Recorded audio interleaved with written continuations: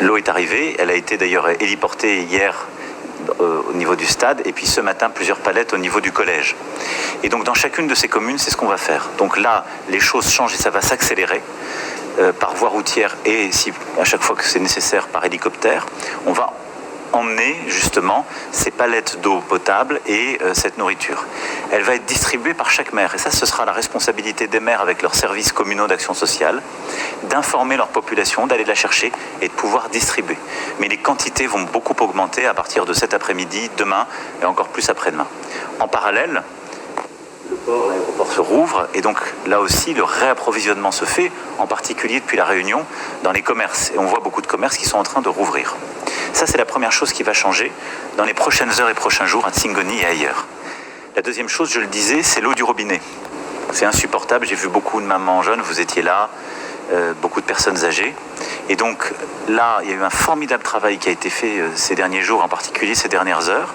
Le raccordement est fait partout, simplement, on a, par le manque d'électricité, pas assez encore d'eau. On est à peu près à la moitié du potentiel. Mais on va permettre à tout le monde de pouvoir rouvrir, simplement on va le faire en bon ordre. Donc attendez qu'on diffuse l'information, on le fera entre ce soir et demain matin, ce sera coordonné par notre préfet, mais que chacun puisse savoir entre quelle heure et quelle heure, dans quelle commune, il a accès à de l'eau, pour pouvoir justement, et là de l'eau du robinet. Et puis ce qui va changer aussi dans les prochains jours, c'est les réseaux, et donc on va essayer de déployer à partir de la semaine prochaine des connexions satellitaires, déjà pour chaque maire et autour des mairies, et puis progressivement des zones relais pour que les gens, au moins plusieurs fois pendant la journée, puissent aller reprendre du réseau, rassurer leur famille, pouvoir échanger.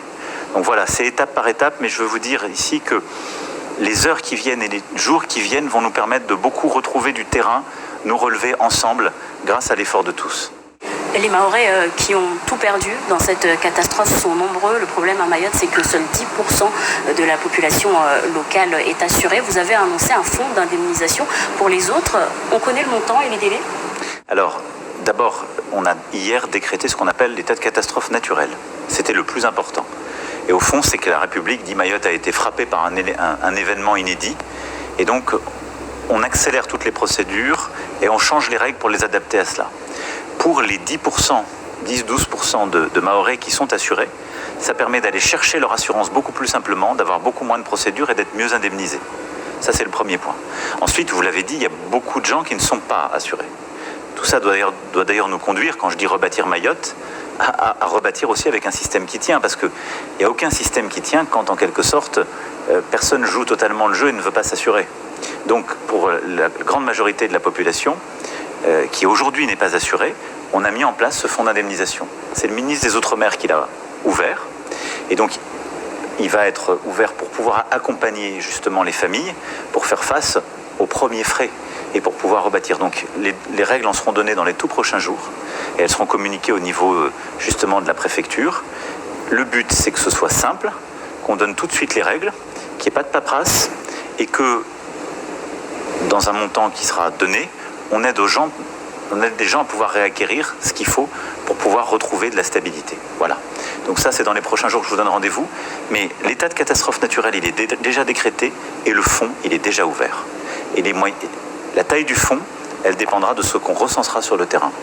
Mais ce que je veux vous dire ici, c'est que le but, c'est que ce soit simple et clair pour tous.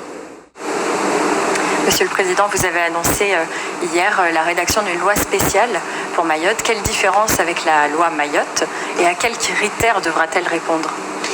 Il y a des choses qu'il y avait dans la loi Mayotte qu'elle reprendra. Par exemple, pour lutter contre l'immigration clandestine. Et c'est une nécessité. Parce qu'on sait que Mayotte est un territoire qui vit une situation inédite, qui suppose d'être beaucoup plus efficace pour prévenir les mouvements et pour reconduire les personnes irrégulières qui sont là.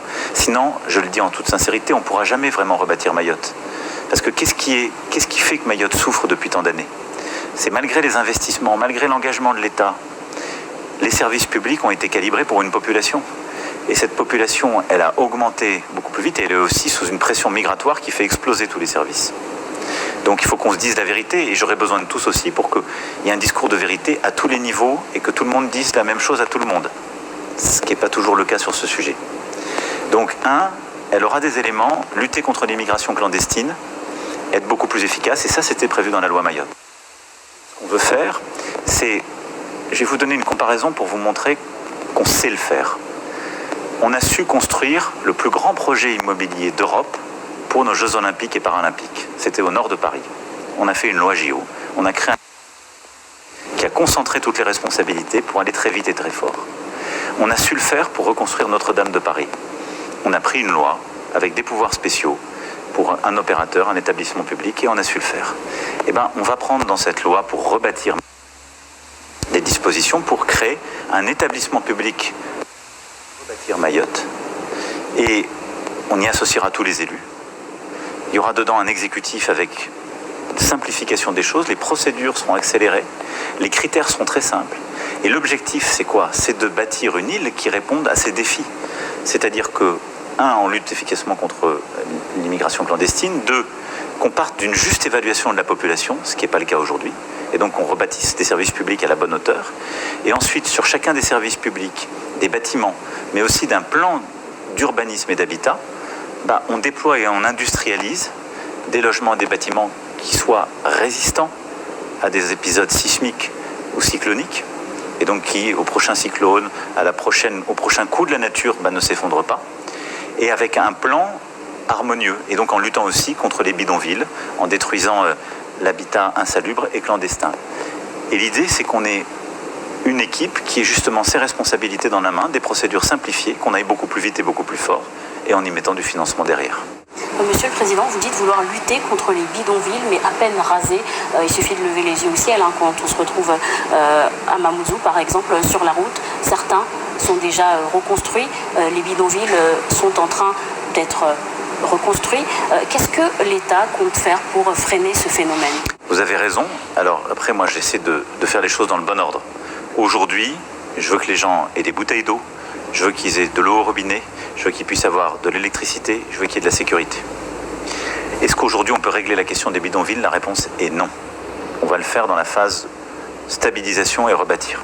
Donc vous avez raison, ce qui se passe aujourd'hui, je l'ai vu moi-même, les bangas se reconstruisent et on a des gens qui vont piquer le matériel pour le faire, si je le dis en des termes un peu simples. Donc pour moi la priorité sur ce sujet, c'est déjà le couvre-feu et la sécurité. C'est pour ça qu'on a renforcé les moyens, et que s'il en faut plus, on en mettra davantage.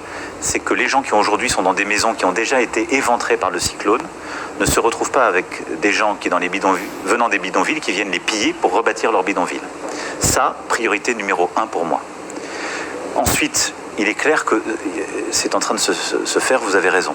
La priorité numéro 2, mais ça viendra un peu après, c'est qu'on puisse reconduire de manière plus efficace les gens vers leur pays d'origine. Et c'est surtout qu'on puisse reprendre le programme de destruction de ces bidonvilles. Et vous le savez, ces dernières années, on a intensifié ce travail. Donc je ne suis pas laxiste sur le sujet, moi je veux le faire. Et je veux d'ailleurs que tout le monde prenne un peu conscience de ça.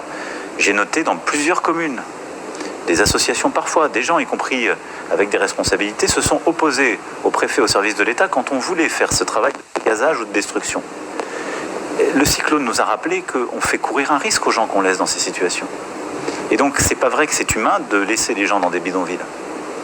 Simplement, ce qui est humain et juste, c'est d'accueillir les gens qui sont en situation d'asile, qu'on doit protéger, mais c'est de reconduire les gens qui n'ont pas le droit d'être ici. Parce que sinon, on ne pourra jamais rebâtir Mayotte. Donc, priorité à l'humanitaire, si je puis dire, et à l'urgence. Sécurité pour que, dans la reconstruction des bangas, on n'aille pas voler dans les habitations des gens qui, là, ont tous leurs droits. Et puis intensification du travail de lutte contre l'immigration, des retours et destruction des bidonvilles. Monsieur le Président, hier vous étiez à Pamandzi. Vos propos aujourd'hui circulent un peu sur les réseaux sociaux, des propos qui ont choqué. Lorsque vous lancez à la population, vous n'êtes pas content d'être en France. Si ce n'était pas la France, vous seriez 10 000 fois plus dans la merde. Est-ce qu'aujourd'hui vous maintenez ces propos et quel message vous avez voulu lancer aux Mahorais? D'abord, moi je suis allé au contact des Mahorais, vous l'avez vu tout au long de ce déplacement, sans filtre, et j'ai pas voulu faire un déplacement Potemkin, pas voulu être caché. Bon, hier soir, on va être clair, des responsables du Rassemblement national, ils étaient à mes côtés en réunion, ils s'occupent que de leur famille et de leurs intérêts propres, quant à eux. Je vous rassure, ils n'ont rien demandé pour la population. Mais on jugeait bon d'organiser un rassemblement militant. Donc j'avais des gens du Rassemblement national qui étaient face à moi, et qui insultaient la France en même temps, qui disaient qu'on fait rien, etc. Et j'ai dit la vérité. La vérité, je crois, de ce que pensent toutes les Mahoraises, tous les Mahorais, mais l'ensemble des Françaises et Français. C'est la France. Vous avez fait le choix de la France.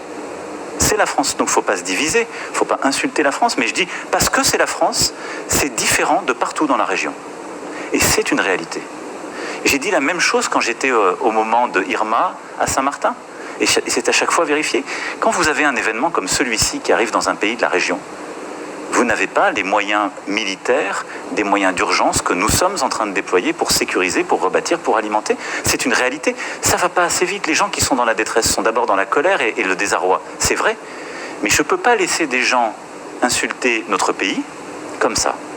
Et donc je leur dis juste la vérité. Moi, parce que c'est la France, je suis parmi vous. Je suis parmi vous comme si c'était la Lozère ou la Corrèze. C'est-à-dire quelques jours après un drame, le président est là. Parce que c'est la France. Parce que c'est la France, il y a ce soutien et cet engagement sans relâche. Et vous pouvez compter sur moi aujourd'hui comme demain. Mais parce que c'est la France, quand on insulte, le président il se fâche. Et il dit, regardez aussi comment ça se passe ailleurs. Et ne l'oubliez pas. Et la France, c'est nous tous. Et donc la France, c'est pas se diviser. C'est qu'est-ce que chacun peut faire pour l'entraide? Qu'est-ce que chacun peut faire pour qu'on avance plus vite? Comment on va mobiliser nos entreprises, nos agriculteurs pour rebâtir Mayotte? Comment chacun peut être aussi dans l'entraide et l'esprit de responsabilité pour aller vers les plus vulnérables? Et pas être dans le poker menteur. Parce que j'entends aussi le discours aujourd'hui qui tourne parfois, qui alimente le Rassemblement national, et une partie des gens qui hier nous insultaient, c'est de dire la France fait rien pour nous. La France fait rien. Rien ne va. Tout est... Le cyclone, ce n'est pas le gouvernement qui l'a décidé. Mais la France fait beaucoup. Simplement, on doit être plus efficace sur chacun de ces points. Mais ce n'est pas les discours démagogiques et qui divisent qui rendront les choses plus efficaces. Et surtout, demandez-vous toujours, quand vous avez en face de vous quelqu'un qui insulte la France, qui vous dit « il n'y a qu'à Faucon », qui vous explique qu'il faudrait être beaucoup plus dur avec les Comores ou autres, demandez-vous comment il vit, ce qu'il fait dans son quotidien, et exactement ce qu'il y a. Parce que moi, j'ai vu beaucoup de choses ces dernières années, et j'ai vu beaucoup de gens qui avaient un double discours, ici, et on le sait tous très bien. Donc, voilà, la France est là, je suis là, je reviens dans quelques mois et je rendrai des comptes et je continuerai à la suite, mais jamais je laisserai insulter notre pays. Et je pense que ça ne doit pas choquer qui que ce soit, parce que c'est notre pays. Monsieur le Président, dernière question sur l'éducation, parce que c'est très important. Alors, la ministre démissionnaire de l'Éducation nationale a déclaré sur X que tous les moyens sont mobilisés pour préparer la rentrée à partir du 13 janvier. Est-ce qu'au vu de l'état de nos établissements scolaires qui étaient déjà mal entretenus, on le sait, ici, est-ce que ce n'est pas précipité de vouloir envoyer les enfants à l'école au 13 janvier? D'abord, nos enfants, en particulier les plus petits, mais ceux qui sont dans des classes d'examen, on ne peut pas les laisser dans l'incertitude, et leur famille avec. Donc là, qu'est-ce qu'on est en train de faire? On recense la situation du bâti. Il y a des communes, il était tout à l'heure, qui ont perdu les 3/4 de leurs écoles. Donc ça, on va voir comment on sait les rebâtir en urgence, on va planifier. D'autres, les écoles sont occupées par des gens qui n'ont plus de toit. Et donc on va essayer de trouver une solution pour ces gens, pour que les écoles soient libérées. Donc ça, dans les prochains jours, on va cartographier les choses pour se dire comment ça se passe. Est-ce que les enseignants sont en situation de reprendre les cours? Est-ce que les écoles sont en situation de raccueillir les élèves? Mais c'est important, à la fois pour les élèves, pour avoir leur enseignement, leur apprentissage, mais c'est aussi important pour les familles. Parce que vous avez des familles qui sont soignants, qui sont policiers, qui sont sapeurs-pompiers. On ne peut pas leur dire vous allez travailler pour aider les autres et puis vos enfants, vous allez les garder en même temps. Ça ne marchera pas. Donc l'école doit aussi reprendre. Il y a des endroits où on sait qu'on n'y arrivera pas tout de suite. Et donc il y aura la solidarité nationale, on va proposer des solutions à La Réunion ou ailleurs. Et donc ça, c'est quelque chose qui va se planifier. Je ne veux pas ici vous dire de réponse précise parce que je ne l'ai pas. Je peux vous la donner sur les bouteilles d'eau, je peux vous la donner sur l'eau et les tours d'eau. Celle-ci, on va la travailler dans les prochains jours. Mais ce qui est important, on va faire le bilan. On ne pourra pas rouvrir toutes les écoles le 13 janvier, c'est impossible. Mais on veut pouvoir apporter une solution à toutes les familles pour le 13 janvier. Soit en leur donnant une information pour les jours qui suivent ou les semaines qui suivent, soit en leur proposant des solutions pendant quelques semaines sur un autre territoire. Donc voilà comment on va organiser les choses.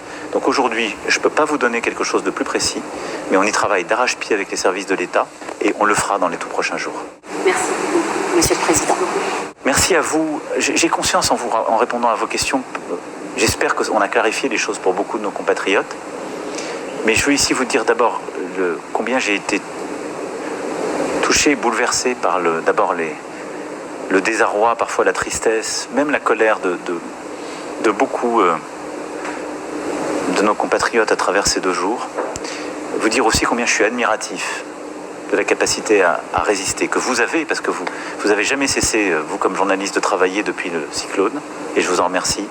Mais je l'ai trouvé chez nos sapeurs-pompiers, chez nos soignants, dans tous les services de l'État. On a des gens qui n'ont parfois dormi que 2 heures pendant des jours et des jours chaque nuit, qui, malgré la peur pour leur famille, sont restés à tenir.